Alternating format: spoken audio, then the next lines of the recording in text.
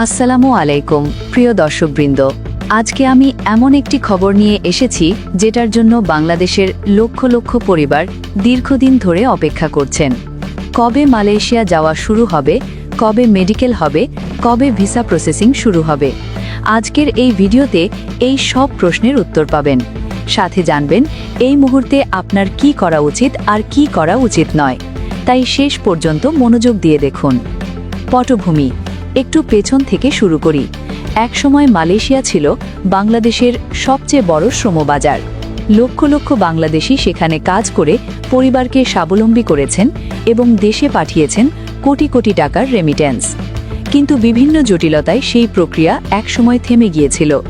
এখন 2026 সালে এসে সেই বন্ধ দরজা আবার খুলতে শুরু করেছে।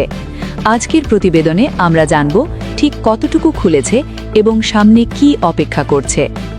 সবচেয়ে বড় আপডেট, কোটা নীতিমালায় পরিবর্তন। মালয়েশিয়া সরকার বিদেশি কর্মী নিয়োগের কোটা নীতিমালায় বড় পরিবর্তন এনেছে। আগে কোম্পানিগুলোকে 19 জানুয়ারি থেকে 31 মার্চ 2026-এর মধ্যেই কোটা আবেদন করতে হতো।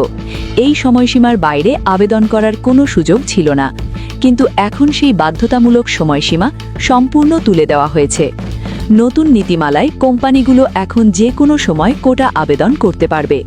যখনই শ্রমিকের প্রয়োজন হবে তখনই আবেদন করা যাবে।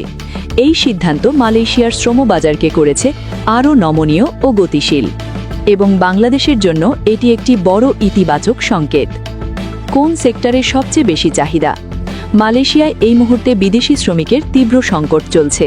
বিশেষ করে চাহিদা রয়েছে নির্মাণ সেক্টরে, রাস্তা, ব্রিজ, ভবন নির্মাণের সবচেয়ে বেশি চাহিদা। ম্যানুফ্যাকচারিং সেক্টরে কারখানায় ব্যাপক শ্রমিক ঘাটতি। প্লান্টেশন ও কৃষিতে পাম অয়েল সহ কৃষি খাতে বড় চাহিদা। সার্ভিস সেক্টরে হোটেল ও রেস্তোরাঁয় কর্মীর প্রয়োজন। মালয়েশিয়া সরকার ঘোষণা দিয়েছে আগামী সময়ে কয়েক মিলিয়ন বিদেশি কর্মী নিয়োগ দেওয়া হবে। সুযোগটা সত্যি অনেক বড়। বাংলাদেশের পরিস্থিতি এখন কোথায়? সূত্র অনুযায়ী ডিসেম্বর 2025 থেকে 2026 সালের শুরু পর্যন্ত সীমিত সংখ্যক বাংলাদেশি কর্মী মালয়েশিয়ায় প্রবেশ করেছেন। এটি একটি ভালো সংকেত, দরজা পুরোপুরি বন্ধ নেই। তবে এখনও বড় আকারে কর্মী প্রেরণ শুরু হয়নি। কারণ হলো এই প্রক্রিয়ায় রয়েছে 6টি ধাপ: কোটা আবেদন, কোটা অনুমোদন, কর্মী নির্বাচন, মেডিকেল পরীক্ষা, ভিসা অনুমোদন, মালয়েশিয়ায় প্রবেশ।